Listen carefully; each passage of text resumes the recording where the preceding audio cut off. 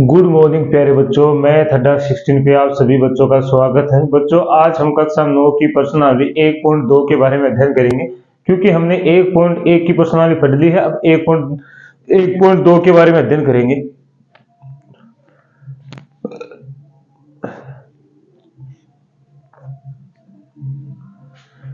Good morning प्यारे बच्चों, math अड्डा 16 पे आप सभी बच्चों का स्वागत है। बच्चों, आज हम कक्षा 9 की प्रश्नावली 1.2 के बारे में अध्ययन करेंगे। प्रश्नावली शुरू करने से पहले सभी बच्चों से निवेदन है कि मैथ अड्डा 16 के चैनल को आप सभी बच्चों को सब्सक्राइबर करना है, शेयर करना है, लाइक करना, कमेंट करना है और ज्यादा से ज्यादा अपने दोस्तों को शेयर करना है और बेल आइकन को प्रेस करना मत भूलिए। बच्चों, आने वाला नोटिफिकेशन आपके पास तभी पहुंचेगा जब आप बेल आइकन को प्रेस करेंगे। अर्थात जो आपके पास जो घंटा दिखाई दे रहा है सब्सक्राइबर के पास, उसको आपको दबाना है और ऑल पे ओके करना है ताकि आने वाला नोटिफिकेशन आप तक पहुंच सके। तो चलो बच्चों, हम प्रश्नावली को स्टार्ट करते हैं। प्रश्नावली में क्या दिया गया? पहले क्वेश्चन में नीचे दिए गए कथन सत्य है या असत्य, कारण के साथ अपने उत्तर दीजिए। कारण के साथ बताना है अपने उत्तर। तो क्या है? प्रत्येक अपरिमेय संख्या एक वास्तविक संख्या होती है, ये बताना है। क्या प्रत्येक अपरिमेय संख्या एक वास्तविक संख्या में होती है कि नहीं होती है, ये बताना है। अर्थात जो ये अपरिमेय संख्या है ये इस वास्तविक संख्या के अंदर होती है कि नहीं होती है, ये आपको बताना है। तो क्या आप जानते हो? क्योंकि हमें पता है कि वास्तविक संख्या होती है, इसमें अपरिमेय संख्या और परिमेय संख्या दोनों संख्या शामिल होती है। जो हमारे पास ये वास्तविक संख्या दे रखी है ना, इसके अंदर क्या होता है कि अपरिमेय संख्या अर्थात परिमेय संख्या, परिमेय व अपरिमेय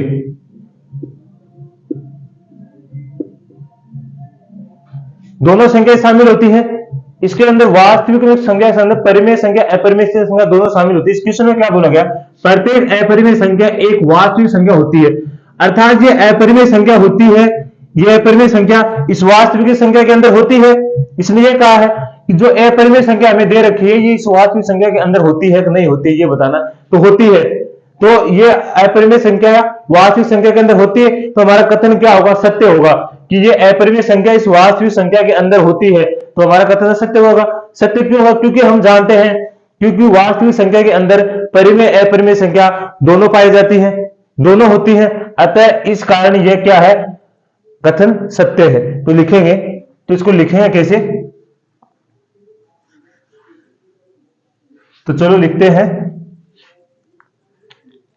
उत्तर में लिखेंगे यह कथन सत्य है। क्योंकि क्या लिखेंगे? क्योंकि वास्तविक संख्या में परिमेय व अपरिमेय दोनों संख्याएं शामिल होती है। बस यही बताना है। क्यों होती है इसका हम कारण बताएं। क्योंकि वास्तविक संख्या में परिमेय व अपरिमेय दोनों संख्या शामिल होती है, इसलिए ये कथन क्या है? सत्य है। प्रत्येक अपरिमेय संख्या एक वास्तविक संख्या होती है। होती है का मतलब कि इस वास्तविक संख्या के अंदर ये अपरिमेय संख्या होती है। इसका अर्थ हुआ कि बच्चों इसने कन्फर्म ये कह दिया है कि जो अपरिमेय संख्या है वो कन्फर्म वास्तविक संख्या के अंदर होती है। यदि यह कथन ऐसे होता जहां वास्तविक संख्या आ जाए तो क्या प्रत्येक वास्तविक संख्या एक अपरिमेय संख्या होती है, अर्थात ये तब ये हो जाता कि प्रत्येक वास्तविक संख्या है वो इस अपरिमेय संख्या के अंदर होती है, जबकि ऐसा तो होता ही नहीं है। इसलिए हमारे ये कथन क्या सत्य है। तो आप इसका स्क्रीनशॉट लेंगे। चलो बच्चों, अगला क्वेश्चन देखिए। अगला क्वेश्चन क्या लिखा है? संख्या रेखा का प्रत्येक बिंदु रूट m के रूप का होता है, जहां m एक प्राकृत संख्या है। देखो, सबसे पहले हमें पता है प्राकृत संख्या कौन सी होती है। आपको मैंने पिछली क्लास में बताया था प्राकृत संख्या तो पिछली क्लास को आपको जरूर देखना कौन सी होती है। जो एक से शुरू होती है। कहां से? एक से। और कहां तक जाती है? अनंत तक जाती है। कहां तक जाती है? अनंत तक। तो इसने क्या बोला? संख्या रेखा का प्रत्येक बिंदु रूट m के रूप का होता है।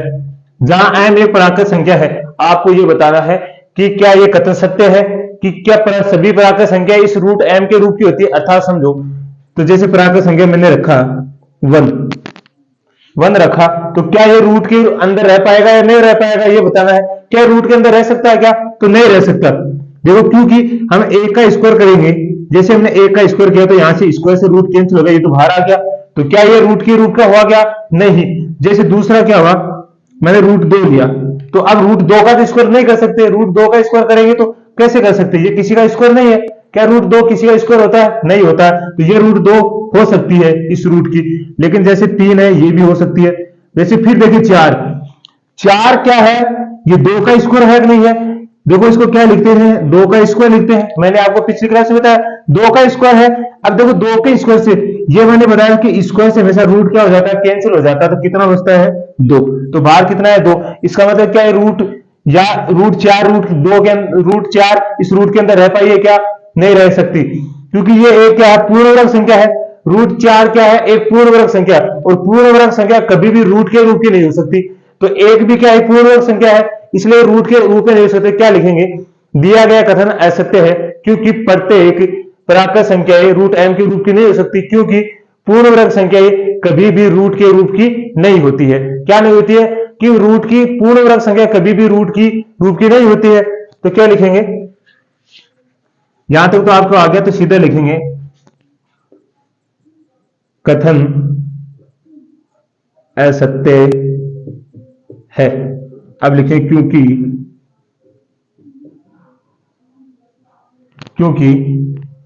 पूर्ण वर्ग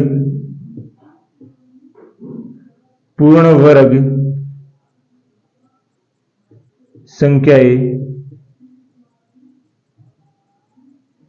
कभी भी रूट के रूप की नहीं होती है। क्योंकि पूर्ण वर्ग संख्या कभी भी मैंने रूट लिख दिया, रूट के रूप की नहीं होती है, इस कारण यह कथन क्या हो गया, असत्य हो गया। क्योंकि प्राकृत संख्या में कुछ संख्या तो ऐसी है जो क्या होती है, रूट के रूप की होती है, लेकिन पूर्ण वर्ग संख्या किसके रूप की नहीं होती है, रूट के रूप की नहीं होती है। हमें यही बताना क्यों होती है, क्यों यह कथन असत्य हुआ, तो हमने लिखा क्योंकि पूर्ण वर्ग संख्या कभी भी रूट m के रूप की नहीं होती है। या लिख देंगे m भी लिख दो यहां, चलो, रूट m के रूप की नहीं होती है। बस इतना ही हमें उत्तर देना है, तो ये हमारा कथन असत्य हो गया। तो आप इसका भी स्क्रीनशॉट लीजिए। तो चलो बच्चों, अगला क्वेश्चन देखिए। अगला क्वेश्चन में क्या बोला है, प्रत्येक वास्तविक संख्या एक अपरिमेय संख्या होती है। मैंने पिछले वाला क्वेश्चन आपको पढ़ाया था, यही वाला, तो फर्स्ट हमने इसका पार्ट किया। इसमें वास्तविक संख्या के स्थान पे क्या था, अपरिमेय संख्या था। अब इस वास्तविक संख्या के स्थान पे, इस पर अपरिमेय संख्या के स्थान में क्या है, वास्तविक संख्या आ गया। वो कथन तो हमारा सत्य हुआ था, इसका मतलब ये कथन उसका उल्टा है, तो असत्य ही होना चाहिए।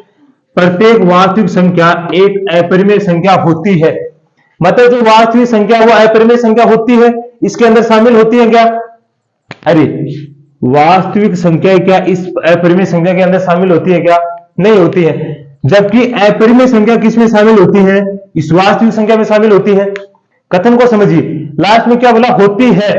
होती है का मतलब इसने कंफर्म कर दिया है कि भैया ये इसके अंदर होता ही है, आप ये नहीं कह सकते इसके अंदर नहीं होता। जबकि क्वेश्चन तो ये क्वेश्चन बोल रहा है ये होती है, लेकिन हम जानते हैं कि ये नहीं होता है, इसका मतलब ये कथन तो असत्य हुआ। क्योंकि जो प्रत्येक वास्तविक संख्या है वो एक अपरिमेय संख्या होती है, मतलब जो वास्तविक संख्या है वो कभी भी अपरिमेय संख्या में नहीं होती है। जबकि अपरिमेय संख्या किस में शामिल होती है, वास्तविक संख्याओं के अंदर शामिल होती है। तो क्या लिखेंगे, तो हम इसका उत्तर कैसे लिखेंगे,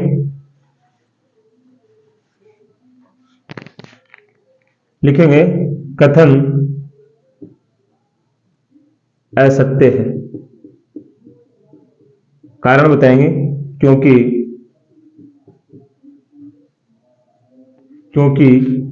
वास्तविक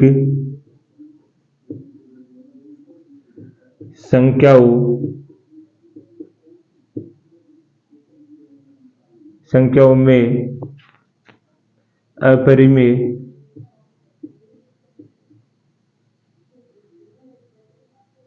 व परिमेय दोनों संख्याएं शामिल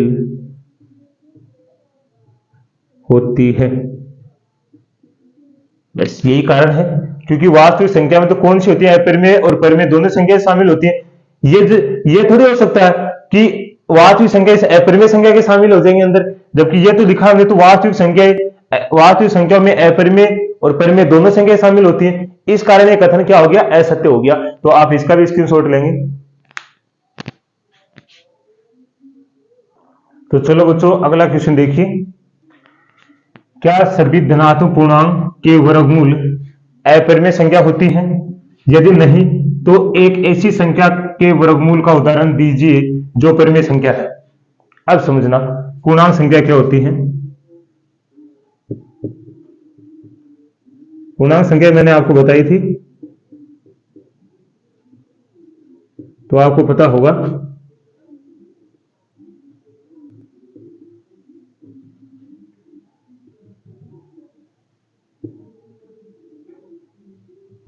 ठीक है, जो पूर्णांक संख्या होती है वो दाई तरफ तो प्लस की होती है और बाएं तरफ किसकी होती है, माइनस की। तो इसने बोला धनात्मक पूर्णांक, जो पूर्णांकों के वर्गमूल है अपरिमेय होती है, धनात्मक बोला है। कौन सी संख्या लेनी है हमें, केवल धनात्मक लेनी है, ऋणात्मक वाली नहीं लेनी, हमें तो केवल ये धनात्मक वाली लेनी है। जो धनात्मक संख्या है ना, इन्हीं को लेनी है। तो इन्हीं से हमें यह बताना है कि क्या सभी के सभी अपरिमेय संख्या होती है। तो देखो अपरिमेय संख्या कौन सी होती है, जो रूट के अंदर होती है। किसके अंदर, रूट के अंदर होने वाली सभी संख्या क्या होती है, अपरिमेय संख्या होती है। लेकिन क्या सभी के सभी धनात्मक जो पूर्णांक संख्या वो रूट के अंदर हो सकती है कि नहीं, क्योंकि जो पूर्ण वर्ग संख्या होती है वो कभी भी किसके रूप में नहीं होती है, रूट के रूप की नहीं होती है। अतः ये कथन क्या हो गया, क्योंकि हम कह सकते हैं कि ये दिया गया कथन असत्य है, क्योंकि जो पूर्णांक संख्या है वो कभी भी वर्गमूल, जिनका वर्गमूल अपरिमेय नहीं होता है, अतः दिया गया कथन क्या असत्य है। क्यों, जैसे हम उदाहरण देकर समझा देंगे तो क्या कहेंगे, दिया गया कथन असत्य है क्योंकि सभी धनात्मक पूर्णांकों का वर्गमूल अपरिमेय नहीं होता है। जैसे उदाहरण देकर समझा देंगे। हमने ये तो लिख दिया कि दिया गया कथन असत्य है क्योंकि सभी धनात्मक पूर्णांकों का वर्गमूल अपरिमेय नहीं होता है।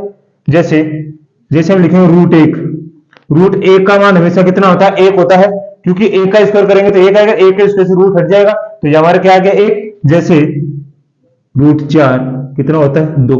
कैसे होता है, ऐसे लिखेंगे, रूट 2 को लिख सकते हैं 2 का स्क्वायर, और इसे रूट कैंसिल हो गया तो कितना होगा, 2। ऐसे लिख सकते हैं 9 को हम लिख सकते हैं 3 का स्क्वायर, और स्क्वायर से रूट कैंसिल हो गया तो कितना आ गया, 3। तो देखो क्या ये रूट के अंदर वही है, क्या है, तो धनात्मक है ना, लेकिन रूट के अंदर नहीं है ना, क्योंकि ये पूर्ण वर्ग संख्या है, और पूर्ण वर्ग संख्या को हमें कभी भी रूट के अंदर नहीं रह सकते, और कभी भी रूट के अंदर नहीं रहेंगी, क्योंकि वो कट के क्या आ जाएंगी, बाहर आ जाएंगी। इसलिए कभी भी धनात्मक पूर्णांक, सभी धनात्मक पूर्णांक संख्या अपरिमेय नहीं होती है। कुछ धनात्मक पूर्णांक संख्या है जो अपरिमेय होती है, कुछ है जो अपरिमेय नहीं होती है। तो हमने बोल दिया कि अगर ये ऐसे बोल देता कि कुछ संख्या दे देता ये सभी धनात्मक है और ये रूट के अंदर होती है, तो हम सोच सकते थे कि ये होती है कि नहीं होती है। लेकिन इसने तो ये बोल दिया कि सभी के सभी धनात्मक, तो सभी नहीं होती है, कुछ संख्या क्या होती है जो अपरिमेय होती है, बाकी कुछ संख्या क्या होती है, परिमेय संख्या होती है। जैसे हमने उदाहरण देके बता दिया ये वाला कि ये एक परिमेय संख्या है। तो चलो इसका भी स्क्रीनशॉट ले लीजिए आप। तो चलो बच्चों आगे हम क्वेश्चन हल करते हैं। क्वेश्चन हल करने से पहले कुछ हमें संख्या के बारे में अध्ययन करेंगे। जैसे क्वेश्चन में दे रखा है, हमारी बुक में दे रखा है कि आप रूट 2 को रेखा पे दर्शाओ, रूट 3 को रेखा पे दर्शाओ, रूट 5 को रेखा पे दर्शाओ। तो रेखा पे दर्शाएंगे कि उससे पहले मैं आपको बताऊंगा कि रूट की संख्याओं को रेखाओं पर दर्शाने से पहले कुछ संख्याओं के बारे में अध्ययन करेंगे, क्योंकि हमें पता है कि जो रूट की संख्या होती है उनको किसके रूप में लिखना जरूरी है, पूर्ण वर्ग संख्या। तो सबसे पहले पूर्ण वर्ग संख्या के बारे में, अगर हमें पूर्ण वर्ग संख्या के बारे में पता होगा तभी हमें इनको क्या करेंगे, संख्या के ऊपर रेखा के ऊपर दर्शा सकते हैं, नहीं तो इसको रेखा के ऊपर नहीं दर्शा सकते। तो चलो पहले हम पूर्ण वर्ग संख्या के बारे में जानते हैं। तो जो पूर्ण वर्ग संख्या है वो कौन सी होती है? पूर्ण वर्ग संख्या, जिसका वर्ग हो सकता है। ठीक है, जैसे 1 का स्क्वायर कितना होता है? 1 पूर्ण वर्ग संख्या है। 2 का स्क्वायर कितना होता है? 4, 4 पूर्ण वर्ग संख्या है। 3 का स्क्वायर कितना होता है? 9, 9 पूर्ण वर्ग संख्या है। तो 4 का स्क्वायर 16, 16 भी एक पूर्ण वर्ग संख्या है। 5 का स्क्वायर 25, ये भी एक पूर्ण वर्ग संख्या है। 6 का स्क्वायर 36, ये भी एक पूर्ण वर्ग संख्या है। 7 का स्क्वायर 49, ये भी एक पूर्ण वर्ग संख्या है। 8 का स्क्वायर 64, ये भी पूर्ण वर्ग संख्या है। 9 का स्क्वायर 81, ये भी पूर्ण वर्ग संख्या है। 10 का स्क्वायर 100, ये भी एक पूर्ण वर्ग संख्या है। जैसे हम इसको रूट के अंदर रखेंगे तो ये रूट से बाहर निकल के आ जाए तो इससे पूर्ण वर्ग संख्या बन जाएगी। और ये पूर्ण वर्ग संख्या होती है वो क्या होती है? रूट के अंदर कभी रहती नहीं है। क्या पूर्ण वर्ग संख्या कभी रूट के अंदर रह सकती है क्या? तो उनको क्या करना है, जो रूट ये है 2, इसको पूर्ण वर्ग संख्या के रूप में बनाना है और उसके बाद में इसको क्या करना है? रेखा के ऊपर दर्शाना। जैसे रूट 2 है, इसको पूर्ण वर्ग संख्या कैसे बनाएंगे? तो आपको पता, हम रूट 2 को 1 + 1 लिख सकते हैं। लिख सकते हैं नहीं लिख सकते हैं? या फिर हम इसको ऐसे भी लिख सकते हैं, रूट 1 का स्क्वायर प्लस 1 का स्क्वायर। क्या कोई फर्क पड़ेगा कि इसमें? नहीं पड़ेगा, क्योंकि 1 का स्क्वायर तो 1 ही होता है, तो इसका 1 का स्क्वायर 1 ही होता है। अब इसको हम देखो, इस पहले वाले को तो मान के चलेंगे OA और दूसरे वाले को चलेंगे AB, और उसके बाद में हम एक रेखा खींचेंगे, उस रेखा के ऊपर इनको दर्शाएंगे, और जहां भी फिर इसके प्रकार की सहायता से जहां भी ये कटेगा वहां हमें क्या मिल जाएगा? रूट 2। वो तो आपको बताएंगे तब समझ में आएगा। तब यहां तक आपको क्या करना बच्चों, इन पूर्ण वर्ग संख्या के बारे में आपको ज्ञान होना चाहिए कि पूर्ण वर्ग संख्या कौन सी होती है। तो आप इनको एक बार स्क्रीनशॉट ले लीजिए ताकि आपको प्रॉब्लम नहीं हो। तो चलो आगे हम देखते हैं। जैसे अब मान लो रूट 3 है, तो सर आप पूछोगे सर इसको कैसे लिखें? तो देखो, इसको हम भी क्या लिख सकते हैं? 1 + 1 + 1 के रूप में लिख सकते हैं, क्योंकि ये सभी इसको इस रूप में तो पूर्ण वर्ग संख्या इसी रूप में लिखी जाएंगी, अन्यथा तो और कोई इसका रूप ही नहीं है। क्या इसको 4 के रूप में थोड़ी लिख सकते हैं? तो इसका भी क्या करेंगे, हम लिखना चाहेंगे तो इसको पूर्ण वर्ग बनाएंगे तो क्या लिखेंगे? 1 का स्क्वायर 1 का स्क्वायर 1 का स्क्वायर, तो ये पूर्ण वर्ग संख्या बन गई है। ऐसे ही जैसे मान लो रूट 5 है, इसको कैसे कर सकते हैं? तो इसको हम लिख सकते हैं 4 + 1 लिख सकते हैं, नहीं लिख सकते? 4 + 1 लिख सकते हैं। और 4 + 1 को कैसे लिखते हैं? 4 को 2 का स्क्वायर और 1 का स्क्वायर लिख सकते हैं, क्योंकि ये तो 2 का स्क्वायर है तो 2 का स्क्वायर लिख दिया, और 1 है उसको 1 का स्क्वायर लिख दिया। तो ऐसे लिखेंगे और उसके बाद में रेखा पे दर्शाएंगे। तो अब एक बार इनका भी स्क्रीनशॉट लीजिए ताकि आपको कोई प्रॉब्लम ना हो। तो चलो हम स्टार्ट करते हैं। अब आगे ये मैंने इसलिए बताया है, आपको दर्शा के बता देता हूं, उसके बाद में क्वेश्चन स्टार्ट करेंगे ताकि आपको कोई प्रॉब्लम नहीं होगी। तो जैसे हम रूट 5 को दर्शाते रेखा पे, किस पे? रूट 5 को। ठीक है, तो रूट 5 को हम क्या लिख सकते हैं? 4 + 1, और इसको भी क्या लिख सकते हैं? 2 का स्क्वायर प्लस 1 का स्क्वायर, इसको लिख सकते हैं। 2 का स्क्वायर प्लस 1 का स्क्वायर हो गया। अब देखो, इस पहले वाले को आपको मानना OA और दूसरे वाले को मानना AB।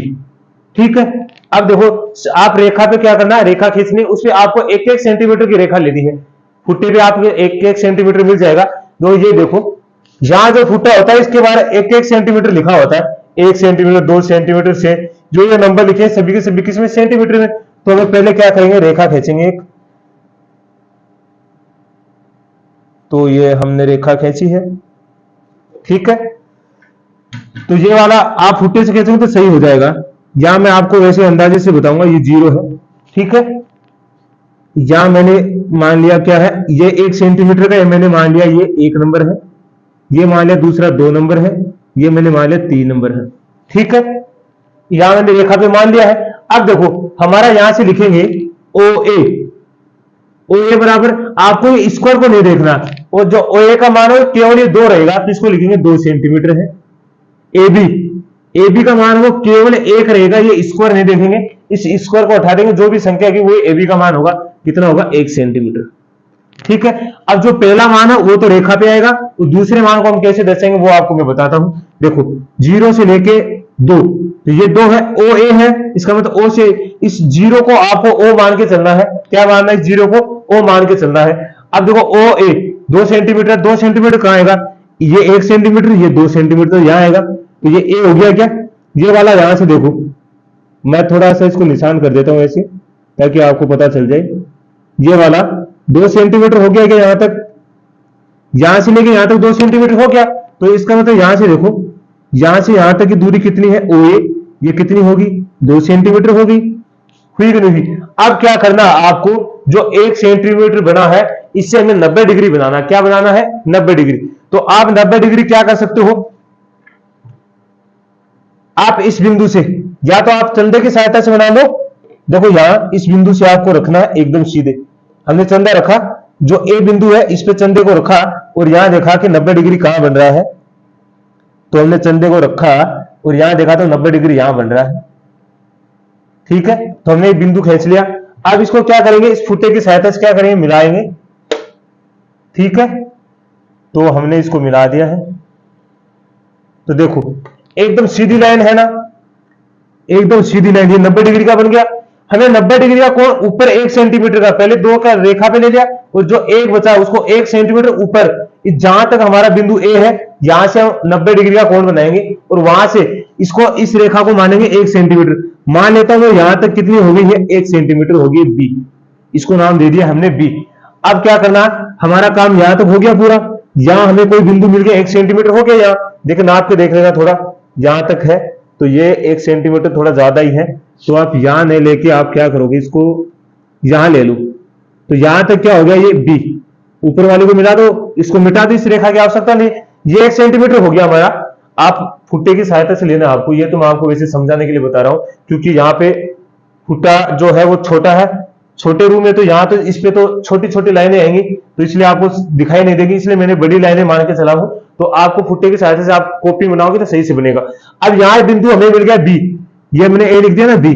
अब जहां से हम चले हैं, देखो यहां से हम चले हैं और कहां पहुंच गए बी पे, इन दोनों को मिला देंगे, जहां से हम पहुंचे हैं और जहां हम, इन दोनों को क्या करेंगे मिला देंगे। तो देखो हम ये फुट्टे की सहायता से क्या किया, हमने मिला दिया इसको। ठीक है, अब मिला दिया, यहां तक तो हमारा काम हो गया। अब हमें सबसे पहले इस ओ ए ओ बी, ओ बी ये रेखा है, इसका मान निकालना है, उसके बाद में हम क्या करेंगे, इसको आगे करेंगे। देखो आप ये कौन सा समकोण त्रिभुज बन रहा है क्या, और समकोण त्रिभुज कौन सी प्रमेय लगती है, पाइथागोरस प्रमेय, तो हम लगाएंगे पाइथागोरस प्रमेय, पाइथागोरस प्रमेय। ठीक है, क्या होती है, कर्ण का स्क्वायर बराबर आधार, आधार का स्क्वायर प्लस लंब का स्क्वायर, यही होती है, ये हमारी प्रमेय होती है। अब देखो हमारा कर्ण, कर्ण देखो हमेशा याद रखना, आपको ऐसा नहीं पता दे, जिसके ऊपर टिका हुआ है वो हमेशा, जो जिसके ऊपर टिकी हुई होती है वो तो होता है आधार, जिसके ऊपर खड़ी हुई होती है, जो भी वस्तु जिसके ऊपर खड़ी होती है, खड़ी रहती है, वो होता है लंब, और जिसपे टिकी, जो आडी लाइन जिसके ऊपर टिकी होती है, ये होती है कर्ण। तो ये वाली है कर्ण, ये वाली है आधार, ये होती है लंब। सीढ़ी देखिए ना आपने, सीढ़ी तो दीवार का जो सारा लेके रखती है सीढ़ी, वो तो होता है लंब, और जहां टिकी होती है सीढ़ी वो होता है आधार। और सीढ़ी जैसे टेढ़ी वाली है, ऐसे टेढ़ी बनी है ना ऐसी सीढ़ी, ऐसे तो होती है सीढ़ी इसकी तरह, वो होता है कर्ण। तो हमारा कर्ण कितना है ओबी, ओबी आधार कितना ओ ए, तो हमारा आधार है ओ ए होल स्क्वायर, प्लस हमारा ए बी क्या है लंब, तो ए बी लिखा हमने लंब। ठीक है, यहां तो कोई प्रॉब्लम नहीं है, लेकिन यहां देखो ओ ए का मान हमारे पास है कितना 2 सेंटीमीटर का, 2 का स्क्वायर, और ए का मान है हमारा ए बी का मान कितना है 1, तो 1 का स्क्वायर, 2 का स्क्वायर करेंगे तो 4, और 1 का करेंगे तो 1 ही होगा, 4 और 1 कितना हो गया 5। अब देखो ये तो ओबी के बराबर है ना, ओबी का स्क्वायर है ना, ओबी का स्क्वायर के बराबर है। देखो जब भी स्क्वायर को बराबर के उधर भेजेंगे 5 की तरफ, तो ये हमेशा किसका रूप हो जाता है रूट का। तो जैसे ओबी इस स्क्वायर को मैं इस 5 के पास भेजूंगा तो ये किस में चला जाएगा रूट 5 में, किस में चला जाएगा रूट 5 में। तो यहां हमारे पास जो कर्ण का मान आ गया वो रूट कितना आ गया 5। ठीक है, रूट 5 आ गया है। अब हमें क्या करना बच्चों, अब इसको क्या करना प्रकार की सहायता से, देखो प्रकार को यहां रखना है, ठीक है, और यहां से आपको क्या करना है, यहां रेखा पे रखना है, ठीक है, और जहां भी ये प्रकार काटेगा इसको, जहां भी ये प्रकार काटेगा इसे, वही हमारा क्या होगा क्रॉसिंग बिंदु। तो जैसे ये प्रकार यहां रखा तो ऐसे कटेगा ये, तो मान लो यहां कटा ये, तो ऐसे जैसे प्रकार से कट के यहां आया, यहां पहुंच गया, तो यहां तक पहुंचा तो ये बिंदु हमें दे देंगे कौन सा, सी। कौन सा बिंदु दे देंगे, प्रकार को हमने यहां रखा इस यहां तक और ऐसे घुमाया तो यहां पे आके कटा वो इस बिंदु पे, ये हो गया सी।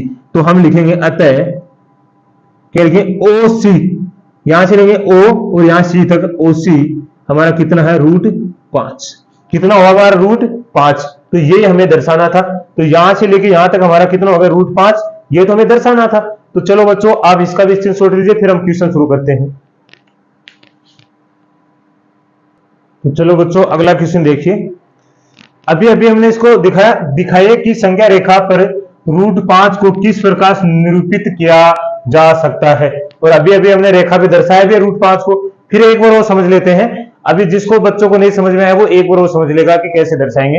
तो देखो √5 है, कैसे लिख सकते हैं बच्चों इसको, मैंने आपको बताया था 4 + 1 के रूप में लिख सकते हैं। और 4 + 1 को किसके रूप में लिख सकते हैं, 2 का स्क्वायर + 1 का स्क्वायर। लिख सकते हैं, नहीं लिख सकते। मैंने बोला था पहली वाली को आपको ए मानना है, दूसरे वाली को ए बी। कोई जरूरी नहीं है, आप अपनी मर्जी से कुछ भी मान सकते हैं। इसको ए बी मान सकते हैं, लेकिन मैंने इसको ओ ए माना है क्योंकि वहां 0 होता है, उसी को हम ओ मान के चल लेंगे। तो इसको ओ ए माना, इसको ओ बी। तो यहां से हमारे पास क्या आ गया, ओ ए का मान 2 सेंटीमीटर और ए बी का मान कितना आ गया, 1 सेंटीमीटर। ठीक है, तो चलो अब हम पहले रेखा खींचते हैं।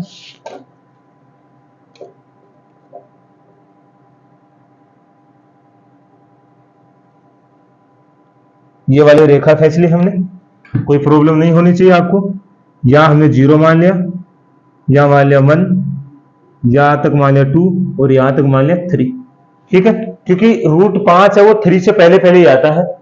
ठीक है, तो अब देखो अब क्या करना है हमें पता कि यहां से लेके यहां तक ये 2 है, ओ ए का मान 2, तो यहां ए आ जाएगा और इसको हमने ओ मान लिया है। इस 0 को क्या मान के चला, ओ, या फिर इसको मान लो ओ, हमने इसको ओ मान लिया। तो यहां तक कितना हो गया, यहां तक हमारा देखो मैं बता देता हूं, यहां से लेके यहां तक ओ ए कितना हमारा 2 सेंटीमीटर है कि नहीं है, हमने लिखा 2 सेंटीमीटर। उसके बाद में A B 1 centimetre, A B जो इस एक के ऊपर आएगा तभी तो ए बी बनेगा। तो यहां से हमें क्या बनना, चंदे की सहायता से यहां इस बिंदु पे रखेंगे, ऐसे देखो रखा, और आपको देखना कि 90 डिग्री कहां बन रहा है। तो 90 डिग्री का कोण बनाएंगे, तो यहां पे 90 डिग्री बन रहा है, तो ये मैंने बिंदु लगा लिया।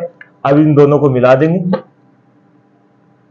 तो बच्चों हमने इसको मिला दिया है, देखो मिला दिया है। अब मिलाने के बाद हमारे पास देखो ये कितने डिग्री का बना है, 90 डिग्री का बन गया। ये निशान 90 डिग्री का ही होता है।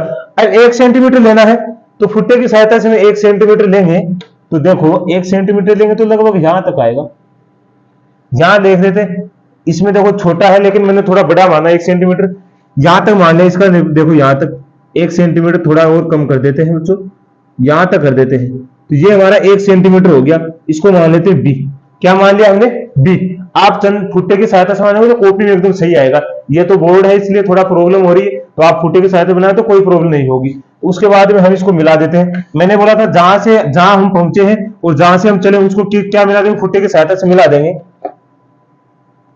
तो हमने इसको मिला दिया है, देखो ठीक है। अब देखो ये वाला, इन दोनों का मान तो हमारे पास ओ ए का मान है, ओ ए बी का मान है, लेकिन किसका नहीं है, इस ओ बी का मान नहीं है। और ये कौन सा त्रिभुज बना हुआ है, अभी मैंने बताया समकोण त्रिभुज बना हुआ है। और समकोण त्रिभुज से कौन सी प्रमेय लगती है, पाइथागोरस प्रमेय, वो लगा के हम किसका मान निकालेंगे, इसे ओ बी का मान। तो हम लगाएंगे पाइथागोरस प्रमेय से। तो यह क्या होती है, कर्ण का स्क्वायर बराबर होता है आधार स्क्वायर प्लस लंब स्क्वायर।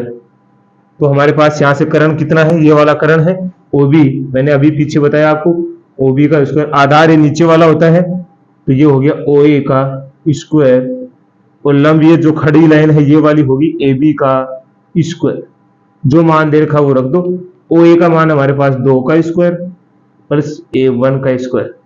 2 का स्क्वायर करेंगे 4 और 1 का करेंगे तो 1, क्योंकि 2 का स्क्वायर होता है तो 2 को 2 बार लिखते हैं, तो ये 2 दूनी 4 हो गया।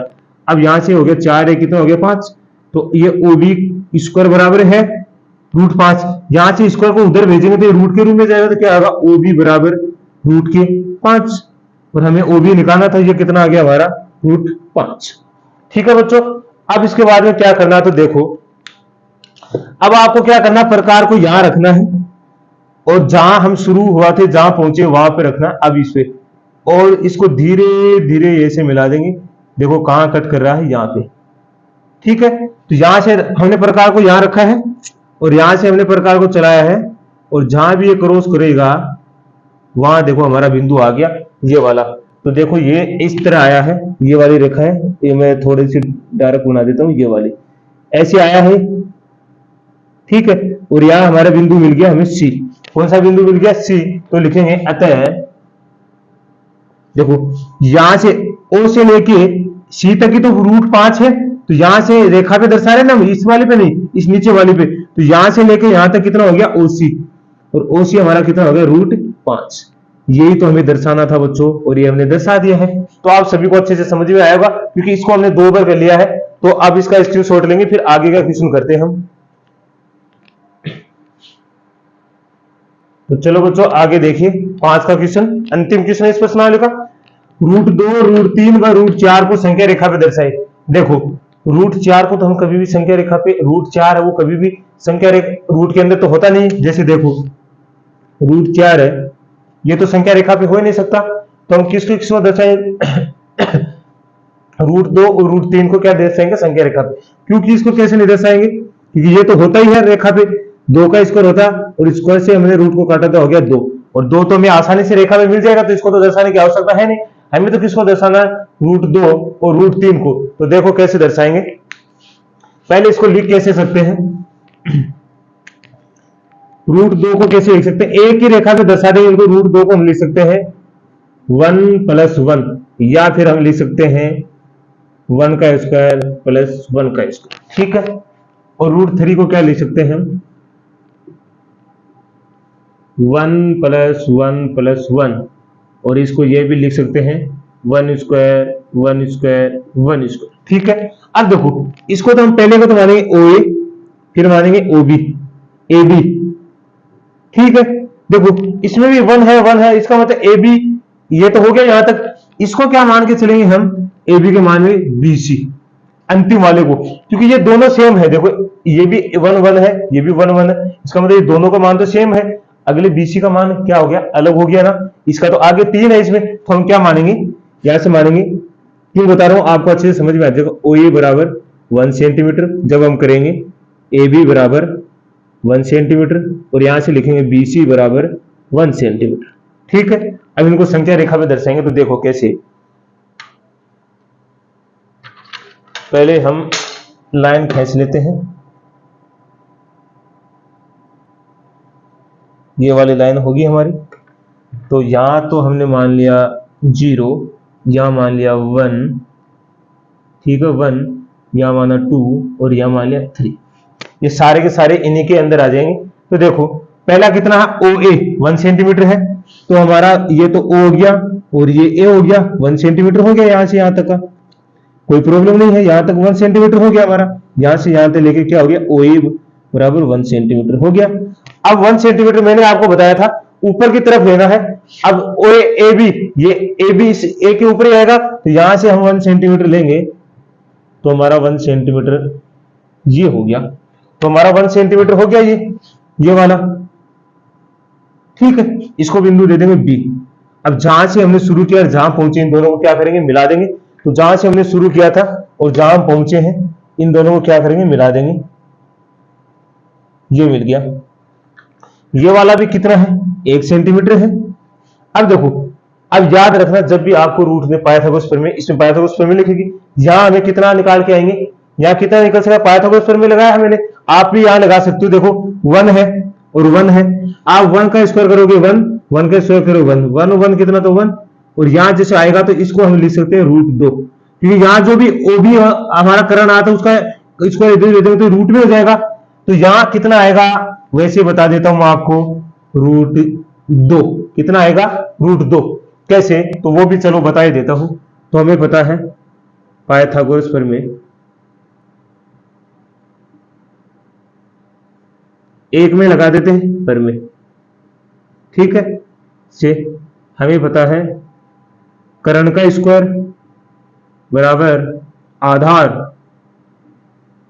का स्क्वायर प्लस लंब का स्क्वायर। ठीक है बच्चों, कर्ण क्या हमारा ओबी, तो हमने लिखा ओबी का स्क्वायर, आधार हमारा है ओए, तो हमने लिखा ओए का स्क्वायर, और लंब हमारा है एबी, एबी का स्क्वायर। ओए हमारे पास 1 का स्क्वायर है और एबी भी 1 है, तो 1 स्क्वायर गया, ये होगा 1 का स्क्वायर 1 और 1 का स्क्वायर 1। ये किसके बराबर है? ओबी स्क्वायर के बराबर है। यहां से ओबी का मान निकालेंगे तो इनको 2 लिख सकते हैं ना, तो यहां से देखो ओबी का मान निकालते हैं, ये स्क्वायर उधर जाएगा तो किस में जाएगा? रूट में 2, तो ये हमारे पास कितना आएगा? रूट 2। ठीक है, अब क्या करना, हमें वही काम करना जो अभी हम कर रहे थे, प्रकार की सहायता से। अब यहां रखेंगे और यहां से यहां तक हमें क्या करना है? ऐसे, ये देखो यहां हमारा कट गया है ये वाला, और यहां से ये रेखा ऐसे करती आ रही है, वाइटनर है ना इसलिए दिखाई नहीं रहा, ये वाला तो ऐसे करके आ रही है रेखा। यह हमें दे देंगे बी है, तो यहां हो गया सी। क्या हो गया? सी। तो लिखेंगे अतः ओ सी, ओ सी क्या हमारा? रूट 2 है। ठीक है, अब रूट 3 दर्शाना, क्या दर्शाना हमें? रूट 3। तो रूट 3 दर्शाने के लिए क्या करना पड़ेगा हमें? इसी बीसी है ना, देखो बीसी, तो इस बी के ऊपर आएगा, यहां से हमें 90 डिग्री का कोण बनाना है, और वो भी किसके साथ से? चंदे की सहायता से। तो हमें यहां रखेंगे, देखो इस बिंदु पे, जहां हमें जो तीर का निशान दिखाई दे रहा है ना आपको यहाँ पे, इसको, और ये जो लाइन है, ये लाइन इस लाइन को पूरी को ढक लेनी चाहिए, तो हमें रखेंगे ये वाला ऐसे रखा हमने, और ये देखो पूरी लाइन को ढक ली है, और यहाँ जो 90 डिग्री कहां है? हमारा यहाँ पे, देखो ध्यान से, कहां है 90 डिग्री? ये यहाँ, तो ये हाँ यहां हमने 90 डिग्री लगाया। अब इन दोनों को पहले मिला देंगे, तो ये हमने मिला दिया है, बिल्कुल एकदम सीधी, देखो बिल्कुल एकदम सीधी आ रही है, तो ये 90 डिग्री हो गया। अब 1 सेंटीमीटर में अंदाजे से बताता हूं कि यहां तक हो जाएगा लगभग, यहां 1 सेंटीमीटर हो गया, और ये सी हो गया, इसको बिंदु दे देंगे डी, बाकी वाली पूरी लाइन को क्या कर देंगे? मिटा देंगे, तो ये हो गया बिंदु सी। अब जहां से हम चले हैं, यहां से हम चले हैं और जहां पहुंचे इन दोनों को फिर मिला देंगे, तो हमने फिर मिलाया इसको। ठीक है, मिला दिया। अब जैसे मिला है तो यहां तो ये तो 1 सेंटीमीटर हो गया, और ये रूट देखो, ये त्रिभुज, ये वाला त्रिभुज देखना, ये वाला हमें तो ये त्रिभुज देखना, ये वाला जो ऊपर की तरफ बन रहा है, ये वाला, ठीक है, ये वाला बन रहा ना अच्छे से, इसमें देखना हमें ये वाली चाहिए ओडी। कौन सी चाहिए? ओडी चाहिए। तो मैं इसको मिटा देता हूं एक बार, आप यहां तक एक बार स्क्रीनशॉट लीजिए, फिर मैं इसको मिटा देता हूं, आगे देखना। तो चलो अब इसमें फिर पाइथागोरस प्रमेय लगाएंगे, तो हमें इसका मान निकालेंगे अंतिम वाले का। तो इसका वाला कौन? ओडी, कर्ण क्या है हमारा? ओडी का स्क्वायर। ठीक है, आधार देखो ये वाला रहेगा, इसमें आधार कौन सा? ओबी, आपकी बार इसका ओबी आधार रहेगा, प्लस लंब क्या रहेगा इसका? बीडी, या इसका लिख दें बीडी, बीडी का स्क्वायर। हमारे पास ओबी, ओबी निकालना है, तो ओबी कितना हमारे पास? ये रहा ओबी, ये वाला ओबी कितना? रूट 2, तो ये रूट 2 हो गया स्क्वायर। और बीडी, तो बीडी हमारा कितना हो गया? 1 सेंटीमीटर, तो यहां से बीडी कितना हो गया? 1 सेंटीमीटर स्क्वायर। ठीक है, यहां से आप इसको मानो तो ठीक है, देखो यहां माना है, वैसे भी ये यहां तक आ जाएगा।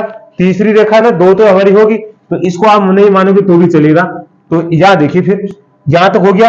अब देखो यहां से करेंगे 2 का स्क्वायर, स्क्वायर से रूट हमेशा कैंसिल हो जाता है, ये तो 2 आ गया, और यहां कितना आ गया? 1 का स्क्वायर 1, तो ये दोनों कितना हो गया? 3। ओडी है ना, तो ओडी का स्क्वायर है, यहां से ओडी का मान निकालेंगे, तो यह आ जाएगा रूट 3। तो ये हमारे पास कितना आ गया? रूट 3। अब फिर प्रकार की सहायता लेंगे, तो फिर प्रकार की सहायता लेके क्या करेंगे? इसको ये वाला, ठीक है, यहां रखेंगे और इस पे यहां रखेंगे अच्छे से, और जाने देंगे इसको जहां भी ये काटेगी। तो देखो बच्चों यहां काट रही है, इसका मतलब ये कहां काट रही है? यहां पे, इसको बिंदु डी हो गया, इसको दे देंगे ई, और इसको मिला देंगे, ये हो गया। ठीक है, ये वाली हो गया हमारे। आप प्रकाश से खींचोगे ना कॉपी पे तो वो सही से खींचेगी। तो ये वाली ऐसे काटा तो यहां आ गया ई, तो यहां से देखो ओ ई, बार तो यहां से ओ सी था, अब लेकिन अब क्या आएगा? ओ ई, तो लिखेंगे अतः ओ ई हमारा कितना है? रूट 3। तो ए वही हमारा कितना आ गया √3। ऐसे बच्चों हमारा ये क्वेश्चन पूरा हुआ। 4 को तो मैंने बता दिया कैसे, लेकिन √2 और √3 को हमने 1 में दर्शा दिया है, तो आपको अच्छे से समझ में आएगा। अगर कहीं प्रॉब्लम है तो एक बार आप क्लास में रिवाइज करके देखना ताकि अच्छे से समझ में आए। तो सभी बच्चों को आज मैथ अड्डा 16 की तरफ से धन्यवाद। जय हिंद बच्चों। आप